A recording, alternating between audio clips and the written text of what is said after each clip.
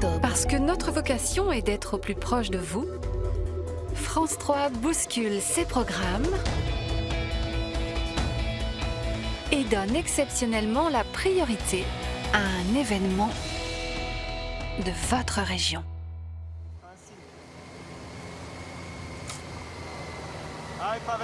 Bonjour à toutes et à tous, bienvenue dans ce majestueux décor de la Maurienne pour suivre avec nous la 9e et dernière étape de ce Tour de l'Avenir 2017. Un dernier acte de 106 km. Le peloton est parti ce matin de Bourg-Saint-Maurice à destination d'Albier-Montrond au bout du col du Mollard. Et j'ai la chance d'avoir avec moi Vincent Terrier pour nous donner toute sa connaissance du cyclisme. Et c'est allé très vite depuis ce matin. Les coureurs ont près de 20 minutes d'avance. Ils ne sont d'ailleurs plus qu'à 2,2 km pour un coureur, Pavel Sivakov. Pavel Sivakov, donc qu'on attendait pour le classement général, qui avait malheureusement lâché prise sur les deux premières étapes de montagne. Il avait concédé pas mal de temps, c'était une surprise. Après la saison qu'il a fait, voilà, on pouvait lui pardonner. Même lui s'avouait ne pas être un robot.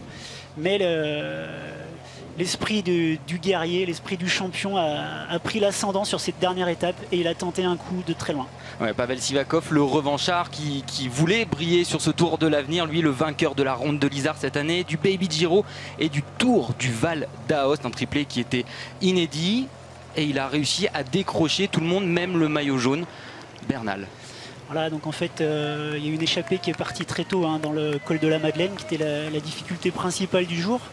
Une échappée où il avait un équipier russe à l'avant et puis il est passé à l'offensive, il est rentré devant, l'échappée a explosé et il est le seul survivant avec l'américain Paules qui est intercalé.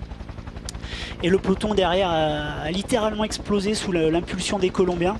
Donc le maillot jaune Bernal, qui avait encore 3 équipiers au sommet du col de la Madeleine, a durci la course et on n'a plus qu'un peloton d'une petite dizaine de coureurs et Bernal qui durcit encore et il souhaite réduire l'écart.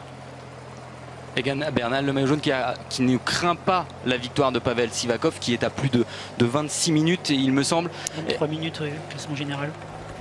Qu'est-ce qu'il joue, Egan Bernal, là? Plus rien.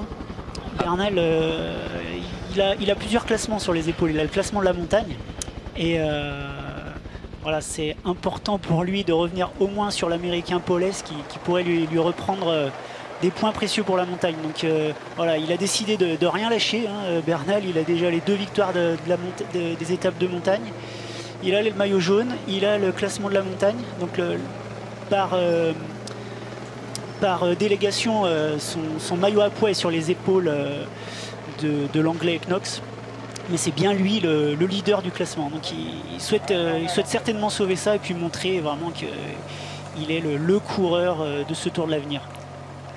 Pavel Sivakov qui a fait la différence au départ dans le col de la Madeleine. Ils sont partis dans le col de la Madeleine, le seul hors catégorie de ce Tour, 24 km à 6,2%, des passages à 10-11%.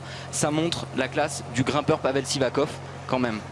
C'est vrai que Pavel Sivakov, c'est pas un gabarit de grimpeur pur, mais voilà, pour les amateurs de cyclisme, donc ce coureur qui évolue à la BMC Développement, donc qui est l'équipe réserve de l'équipe World Tour BMC. Donc il s'est métamorphosé vraiment, hein. Il a perdu du poids, il s'est vraiment orienté sur la montagne. Et voilà, sa saison illustre vraiment son investissement, son changement d'entraînement. Et aujourd'hui, il va ponctuer par certainement une belle victoire parce qu'il a pas mal d'avance. Il a plus de 2 minutes sur son poursuivant le plus proche. L'américain Paules. Plus de 3,30 sur le peloton. Et il lui reste 1,1 km. Il va bientôt passer sous la flamme rouge, le russe, pour aller s'envoler vers la victoire ici à Albier-Montrond, en haut du col du Mollard. C'est pas n'importe quoi non plus le col du Mollard, 9,9 km à 7,5%, un col de première catégorie régulièrement emprunté par les coureurs du Tour de France, avec cette vitesse moyenne des coureurs qui ont plus de 20 minutes d'avance, je vous le disais tout à l'heure. Est-ce que ça montre qu'ils sont fin prêts à arriver dans le grand bain du monde professionnel, tous ces coureurs? De toute manière, c'est vrai que tous ces coureurs sont à la porte du professionnalisme. On le disait hier, tous ne passeront pas pro, mais beaucoup ont déjà des contacts. beaucoup sont déjà stagiaires dans des équipes.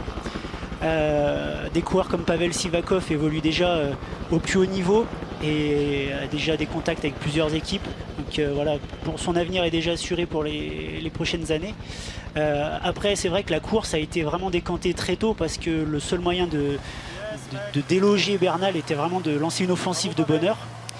Et voilà, la course s'est déclenchée très rapidement. Les Français ont essayé. On a eu à l'avant Victor Lafay qui était longtemps intercalé, qui s'est fait reprendre il n'y a pas très longtemps, il y a 2-3 km. Mais Pavel Sivakov était vraiment le plus fort et il va s'illustrer seul à Albier-Montron aujourd'hui. À 500 mètres de l'arrivée, vous l'avez peut-être entendu, Pavel Sivakov demander les écarts en français, oui, car Pavel Sivakov est franco-russe. Il pourrait peut-être même choisir la nationalité française à la fin de l'année.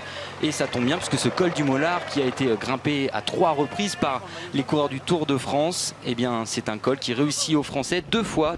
C'est un Français, Pierre Rolland, qui avait gravi et qui était passé en tête en haut de ce col. Pavel Sivakov qui arrive là dans les derniers mètres. Pavel Sivakov, il rejoindra a priori la Sky avec Bernal. Ça annonce des années à venir de costaud. Oui, on n'a pas de certitude encore sur son engagement, mais voilà, il a été contacté notamment par la Sky. Voilà, ce qui avait lancé quelques polémiques avec son équipe réserve BMC. Il aurait dû normalement intégrer la BMC, mais sous l'hésitation de son équipe, il a préféré donner son engagement auprès d'une autre équipe. Voilà, Pavel Sivakov qui arrive dans les derniers mètres. Il le sait, ça y est, il va s'imposer. Lui qui avait des grandes ambitions sur ce Tour de l'Avenir devra se contenter d'une victoire d'étape, mais c'est déjà pas mal. Le voilà, il est heureux, le Russe. Une belle revanche de champion quand même. Il ne s'avoue pas vaincu. Hier, il a déjà essayé de partir de loin. Dans son interview d'après arrivée, il avait annoncé qu'il s'était peut-être un peu affolé de tenter ça, mais voilà, faut reconnaître, c'est le caractère des champions de tenter. Le classement général était perdu, mais il a sauvé une victoire d'étape de prestige. Arriver en solitaire comme ça, c'est quand même sur une épreuve comme le Tour de l'Avenir, c'est quand même marquant. Ne reste plus qu'à savoir qui aura le maillot jaune à la fin de ce Tour de l'Avenir. Ça devrait être Egan Bernal qui contrôle complètement le peloton, qui est encore à 2,5 km de l'arrivée. Pas de ses principaux concurrents. Egan Bernal qui a contrôlé dès le départ. Il a laissé aussi partir une échappée. Il savait qu'il n'y avait pas de danger. Ouais, il n'y a plus de grosses surprises maintenant, Maxence. Le premier poursuivant de Egan Bernal était à plus d'1 minute. Il aurait fallu vraiment que ses adversaires les plus proches l'attaquent dans la montée. Mais personne n'a pu. On a vu, il a eu. Ça essaye. À l'heure actuelle, ça essaye de partir. Ça essaye un petit peu. Mais bon, c'est certainement trop tard déjà. Reprendre 1 minute, ça va être compliqué. Maintenant, ça va plus être pour les places d'honneur qu'on se bat derrière. La deuxième place au général, notamment, qui va se jouer entre Björg Lambrecht, le Belge, ou Niklas Egl, le Danois. Ça peut se jouer tout simplement à la place. Ça peut jouer à la place avec des poignées de secondes. Bon, là, on se rapproche quand même de l'arrivée, donc je pense qu'il n'y aura pas vraiment d'écart, ça va vraiment arriver au sprint.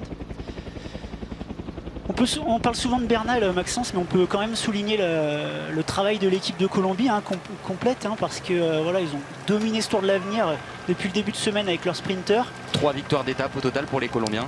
Et puis, il faut souligner que jusqu'à Saint-Jean-de-Maurienne, Bernal avait encore 3 équipiers, ils étaient encore 4 Colombiens. Si on regarde bien dans le groupe qui reste, il n'y a pas beaucoup de nations qui ont plus de 2 coureurs encore. Donc une équipe de Colombie vraiment performante. Et Bernal... certes, a une jambe de plus que tous ses adversaires, mais il a été soutenu par une équipe solide. Alors qu'on voit l'Américain Nelson Poles en finir avec cette étape. Deuxième, il terminera deuxième de cette étape, lui, le champion des États-Unis, espoir, vice-champion des États-Unis en ligne. C'est un fils de triathlète. Ses 2 parents étaient des professionnels du triathlon. Il vient de Sacramento. C'est aussi la classe, Nelson Poles, même si sur ce Tour de l'Avenir, il n'a pas réussi à montrer tout ce qu'il savait faire. Ouais, Poles était à plus de 18 minutes au général, donc pas un danger. Et on voit Bernal pour contrôler les attaques.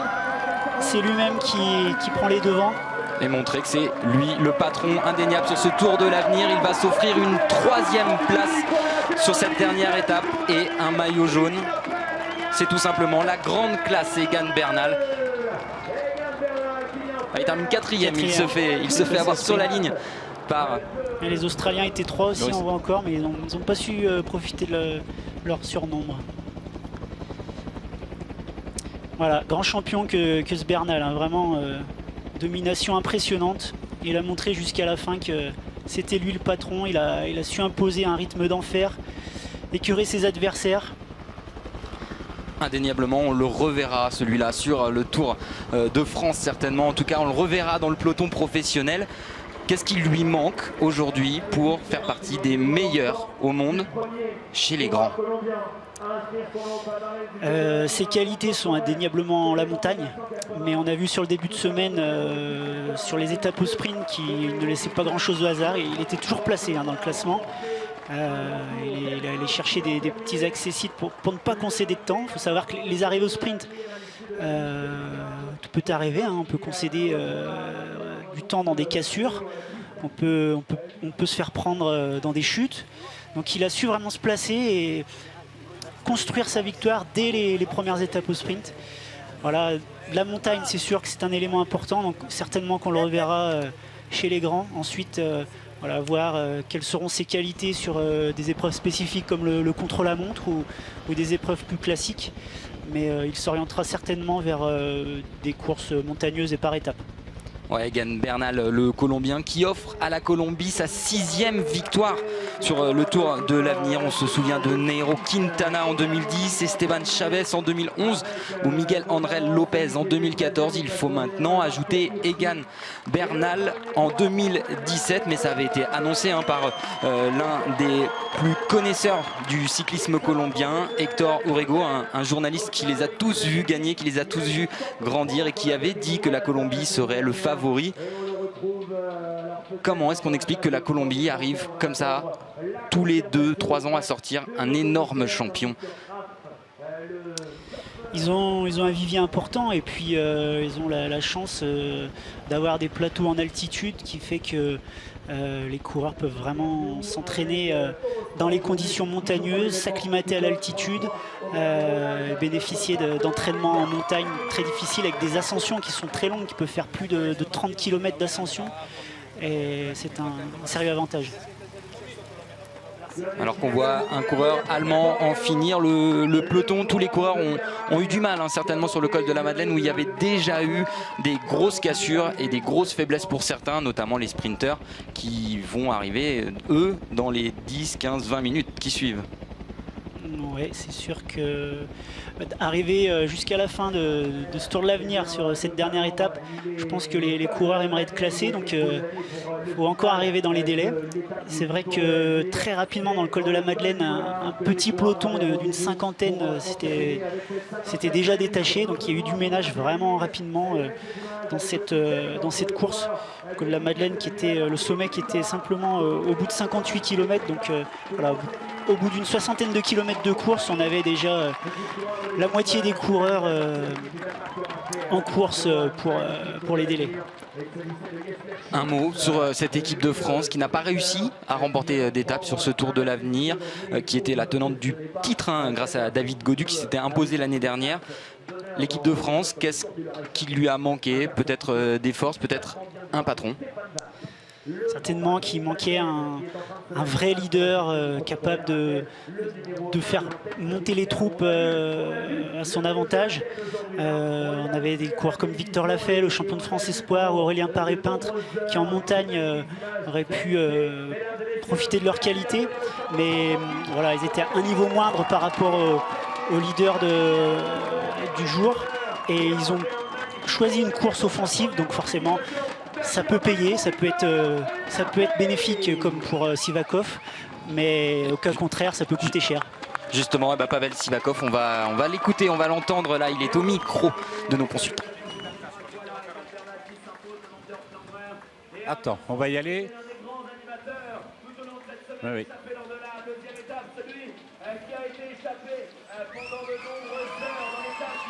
Pavel Sivakov Le Tour de l'Avenir vous convient bien, une super victoire, super étape aujourd'hui.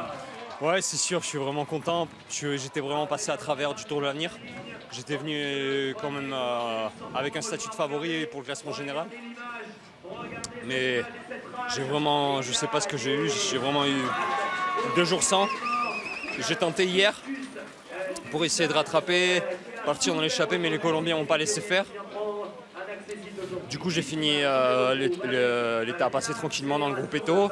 Je pense que ça m'a fait être plus frais aujourd'hui. J'ai eu plus de fraîcheur que les premiers du général. Donc ouais, j'ai tout de suite senti dans la Madeleine que ça allait assez bien aujourd'hui. Je suis rentré sur l'échappée qui était parti juste avant sur le plat et ensuite on s'est bien organisé dans le col. J'en ai remis sur le sommet parce que ça roulait plus trop derrière. Et on est parti avec Nelson Paoles tous les deux. On a fait un super boulot dans la vallée et puis à la fin j'ai senti qu'il était un peu limite. Et vu que je savais qu'il était un peu plus rapide que moi au sprint, je savais qu'il fallait que je le décroche et ouais, j'ai juste fait une superbe ascension. Vous aviez vraiment de très très bonnes jambes dans le final. Et le Tour de l'Avenir, bon ok, vous venez d'expliquer, mais cette étape ici pour vous, c'est encore une belle victoire cette année. Vous en avez plusieurs à votre palmarès. Ouais, je dirais pas que c'est ma plus belle parce que j'ai gagné plusieurs classements généraux et c'est quelque chose de spécial parce qu'il faut être présent tous les jours. C'est une grosse pression au quotidien et là j'ai commencé ce Tour de l'Avenir, je me suis mis un peu trop de pression alors que avec la saison que j'ai fait, j'avais pas trop à en avoir. Je suis passé à travers et là, cette dernière étape, je l'ai commencé sans pression. Je me suis dit, on va voir comment ça va aller et c'était très bien. Je me suis senti vraiment super fort. Alors, votre avenir immédiat, la saison prochaine, vous la préparez dès maintenant et quelle est-elle? Vous allez voir dans les jours qui suivent, normalement, la nouvelle va sortir. Oui, j'ai appris qu'il y avait une grande nouvelle pour très bientôt. Ouais, ça va sortir bientôt. Donc. Félicitations. Merci. Ouais, Pavel Sivakov il ne veut pas le dire, on ne saura pas. Il y a des bruits, il y a des bruits sur la Sky notamment. Il le disait, il a fait une très très grande saison, Pavel Sivakov, un triplé inédit. C'était l'un des gros favoris. Il a gagné la ronde de l'Isère, il a gagné le Baby Giro, il a gagné le Tour du Val d'Aoste. C'est la première fois. Il s'était mis trop de pression et ça peut peser sur un coureur. C'est sûr que les coureurs marchent beaucoup au psychologique. Voilà, moi qui suis entraîneur, je suis bien placé pour savoir que l'aspect physique est important, mais si la tête n'est pas là, les jambes ne sont pas là. Et Pavel certainement ressentait un petit peu la pression, qu'on l'attendait au tournant. Les jambes, la tête a pesé sur les jambes et ça lui a manqué de répondre présent sur les moments opportuns des 2 premières étapes de montagne. Mais bon, on voit que c'est un coureur en devenir, c'est un vrai champion parce que quand on est capable d'avoir un sursaut d'orgueil et d'aller chercher une victoire de prestige, c'est qu'on est capable vraiment de rebondir. Et on va écouter tout de suite maintenant le vainqueur du général, Egan Bernal, le maillot jaune de ce Tour de l'Avenir 2017. Has controlado muy bien hoy, después 2 etapas ayer. Quizás para tú la más grande victoria de tu vida, ¿no? Sí, es el Tour del Avenir, ¿no? Una carrera muy importante entre los sub-23 y sí, digamos que podría ser una de las mejores victorias para mí en la ruta, ¿no? Así que nada, contento con el resultado, con el trabajo del equipo y nada, ahora ya puedo estar tranquilo. ¿Cómo has vivido la etapa de hoy en el pelotón controlando? Bueno, al inicio un poco difícil, ¿no? Porque todo el mundo quería ir en fuga. Aparte que varios equipos no querían ir solo con un corredor, sino querían ir 3, 4 corredores en la fuga, entonces era complicado. Ya logramos que la fuga se fuera antes de empezar el premio montaña y en la subida ya cuando llevamos un ritmo regular empezaban a atacar, así que fue un poco de caos al principio. Pero el equipo pudo controlar muy bien, lograron pasar 3 compañeros conmigo el primer premio montaña y fue muy importante porque antes de iniciar la subida había una travesía larga, así que ellos controlaron todo y bueno, al final la etapa digamos que no nos interesaba tanto, queríamos era mantener el liderato y así fue lo que hicimos. La subida la hicimos a un ritmo muy fuerte para que no nos empezaron a atacar y bueno, al final ya cuando mis compañeros se entregaron tenía que controlar yo. ¿Para quiénes son tus primeros pensamientos después de esta gran victoria? Bueno, es como un poco de tranquilidad, o sea, feliz, pero es más la tranquilidad que me da haber ganado esta carrera porque era un objetivo, era prácticamente el objetivo más grande que tenía en esta temporada. Obviamente también quiero hacer muy bien el final de temporada, las carreras en Italia, pero es la verdad que prácticamente aparte del Mundial pues es la carrera más importante para el Sub-23, ¿no? Entonces, nada, contento y es eso, o sea, la tranquilidad de haber hecho las cosas bien. Gracias, Egan.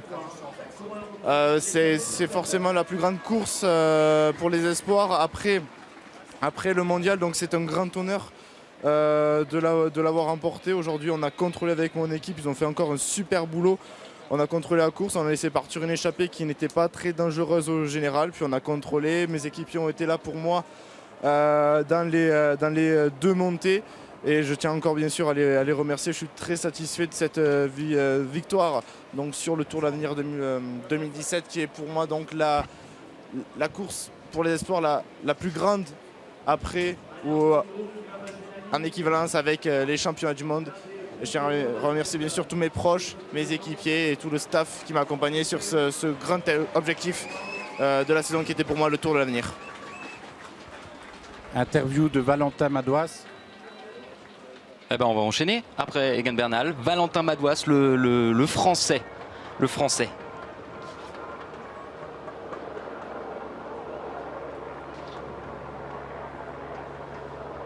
Avant de passer à la cérémonie protocolaire, j'en profite pour remercier de nouveau les partenaires. Heureusement, il n'a pas réussi.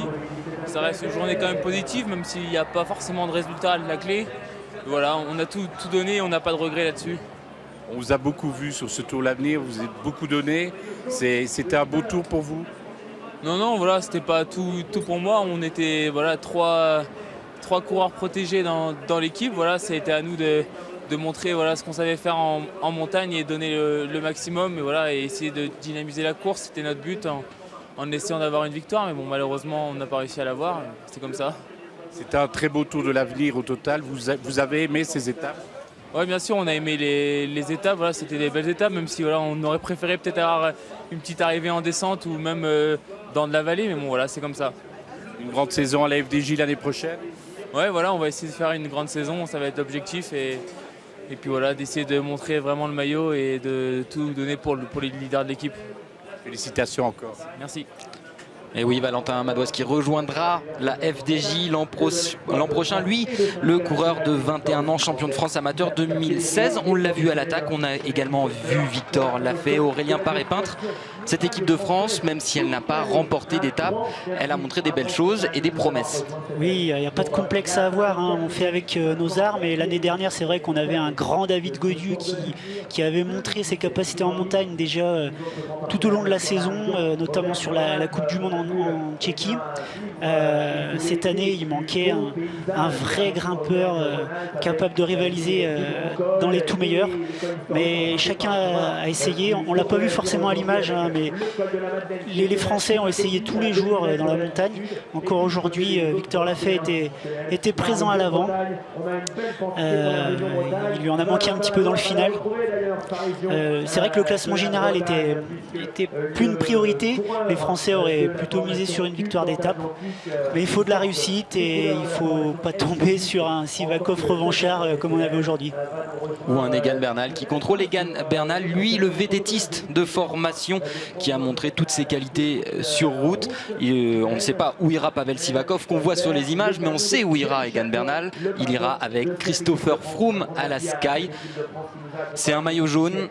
Comme on n'en a pas vu peut-être depuis longtemps, il semble être au-dessus, très largement au-dessus de tous ses concurrents quand même. Un champion en devenir, certainement. Il a démontré vraiment une supériorité qu'on n'a pas vue depuis longtemps. Il contrôle, il avait une équipe forte autour de lui, mais c'est vrai que quand on l'a vu esselé, il était capable de mettre le tempo à lui tout seul, de répondre aux attaques, d'attaquer lui-même pour écurer tout le monde. Vraiment un coureur hors norme et certainement qu'on devrait le voir. On va écouter son dauphin au général. Björk Lambrecht, A wonderful race for you, and you like the Tour de l'Avenir? Yeah, it's a very beautiful race. You have the most beautiful climbs of the Alps here, so yeah, it's very beautiful. Un très beau Tour de l'Avenir avec des très très belles montées, des très très belles grimpées. And for you, and you are very happy with the second place for you? What? You are very happy with the second. Yeah, before the race I signed for the second place, but yeah, I'm a little bit disappointed that I can't take the win yesterday. I have now it's the fourth time that I'm second in GC this year, but of course I'm happy with the second place. Donc il est heureux de seconde place, un peu déçu de ne pas avoir gagné hier et beaucoup de deuxième place cette année. And the future for you? Normally I become a pro rider for Lotto Soudal next year, and I hope I can be a good pro. Okay. Great and félicitations. Thank you. Félicitations pour lui et il sera donc chez Lotto Soudal l'année prochaine en pro. Un de plus. Ouais, on le voit, tous ces coureurs qui seront professionnels certainement l'année prochaine.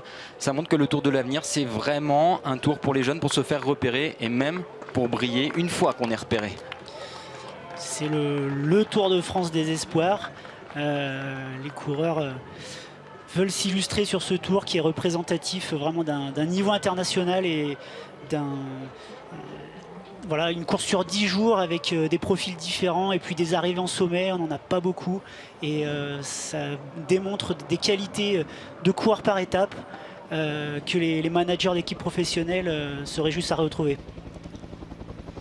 Voilà, c'est terminé pour ce Tour de l'Avenir, hein, c'est l'heure de se quitter. Merci à toutes les équipes de production, aux équipes de France 3 Alpes, France 3 Auvergne-Rhône-Alpes, France 3 Bretagne. Merci à vous, Vincent, de nous avoir accompagnés, merci à vous, de nous avoir éclairés. Le grand gagnant s'appelle donc Egan Bernal, le grand gagnant de ce Tour de l'Avenir 2017. On a hâte de le retrouver dans le peloton professionnel, mais au vu de ce qu'il a montré, ça devrait arriver assez rapidement. On vous souhaite une belle fin de journée et on vous dit à bientôt.